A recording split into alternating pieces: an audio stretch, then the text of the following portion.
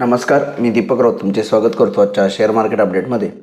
आज मार्केटनं सुरुवात निगेटिव्हमध्ये केलेली. क्यूज त्या पद्धतीनं निगेटिव्ह होते. काल ही निफ्टी जी आहे 150-200 ज्या पद्धतीनं खाली 26,000पर्यंत आली आणि 26,250-300 गेले 3-4 सेशन्स मागचे क्रॉस नाही होऊ शकला. त्यासोबत FIचं परत पुन्हा सुरू झालेलं सेलिंग.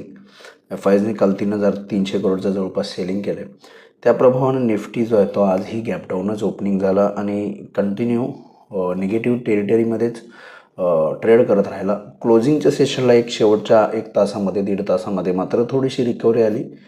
पण जो आपण काल व्हिडिओमध्ये लेवल्स चर्चा केलेल्या 26,000च्या खाली गेला तर 25,850 ते 900पर्यंत जाईल. एक्झॅक्ट निफ्टी 25,900च्या आसपास तिथंपर्यंत खाली आली आणि 25,900वरून रिकव्हरी येऊन 26,000च्या जस्ट थोडंसं बिलो क्लोज दिले. लोअर लेवलवरून जवळपास 100 पॉईंट रिकव्हरी दिली. बँक निफ्टीनं सुद्धा 59,000 ब्रेक केल्यावर 58,700च्या आसपासपर्यंत खाली कोसळलेला, 58,800च्या आसपास खाली आलेला. तिथून थोडंसं क्लोजिंगला रिकव्हरी आली आणि चांगली positive 100-150 point bank Nifty close दिली 59,300च्या आसपास. त्यामुळे एक मार्केटनं लोअर लेवलवरून आज एक सपोर्ट झोन आहे, जे महत्त्वपूर्ण सपोर्ट आहे, तिथून बाउन्स घेतला आहे, थोडी रिकव्हरी घेतली. त्यामुळे थोडंसं म्हणजे अजूनही इंटॅक्ट आहे अपट्रेंड असं म्हणता येईल. कारण 25,850 जर ब्रेक झाला तर फर्दर डिक्लायनिंग आली असती, पण तसं नव्हतं. चांगली रिकव्हरी आली. त्यामुळे थोडंसं मार्केट जे आहे ते कुठंतरी रेंज बाउंड राहण्याचा प्रयत्न करत आहे असं म्हणता येईल, किंवा सपोर्ट घेण्याचा प्रयत्न करत आहे. त्यामुळे ओव्हरऑल मार्केटमध्ये आज दबावच राहिला. पण क्लोजिंगला ज्या पद्धतीनं बँक निफ्टी रिकवर केली आणि आज सकाळपासून IT सेक्टर चांगलं पॉझिटिव्ह होतं. IT सेक्टर निफ्टीला वरती खेचण्याचा प्रयत्न करत होता. त्याला मार्केटनं थोडंसं सक्षमरित्या सपोर्ट रिटेस्ट करून तिथून बाउन्स दिला आहे. सपोर्ट लेवलवरून ज्या पद्धतीनं आज बाउन्स दिला आहे, मला वाटते थोडंसं आपणाला हायर लेवल्स किंवा थोडंसं कन्सॉलिडेशन या रेंजला आपल्याला बघायला मिळू शकतं. आजच्या या सपोर्ट रिटेस्ट झालं आहे त्यावरून. मग उद्याच्या सेशनला ट्रेड करायचा असेल तर निफ्टी 26,000च्या खाली असेल तर 25,850-900 परत पुन्हा हे दोनच सपोर्ट झोन आहेत. 25,850-900 स्ट्रॉंग सपोर्ट झोन आहेत. 26,000च्या वरती पहिला रेजिस्टन्स 26,100 आहे.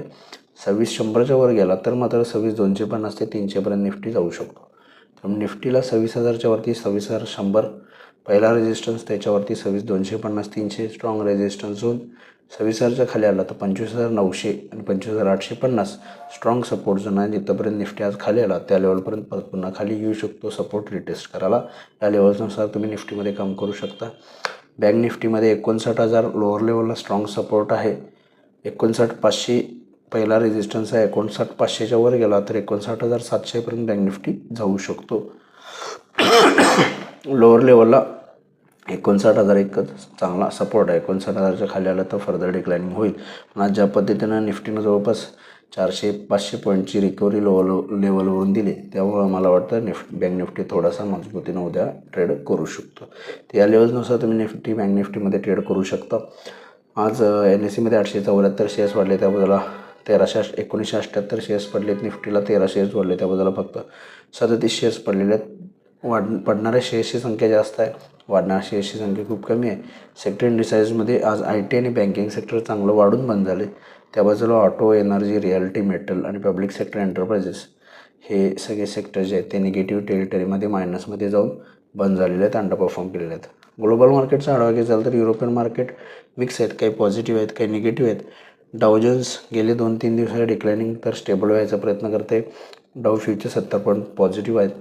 आमचं ग्लोबल क्यूज थोडेसे स्टेबल असतील तर मला वाटते उद्या आपण एक शांत सुरुवात करू शकतो. पण ज्या लेवल सांगितल्या निफ्टी बँक निफ्टीमध्ये, त्यानुसार तुम्ही ट्रेड करत आहे, निश्चित टेस्ट होऊ शकतात. तर बघूया उद्या मार्केट कशा पद्धतीनं बिहेव होते. माझा व्हिडिओ ऐकला त्याबद्दल धन्यवाद. माझा व्हिडिओ जास्तीत लाईक करा, शेअर करा, माझे चॅनल सबस्क्राईब करून डेली अपडेटसाठी बेल आयकॉनला क्लिक करा. धन्यवाद.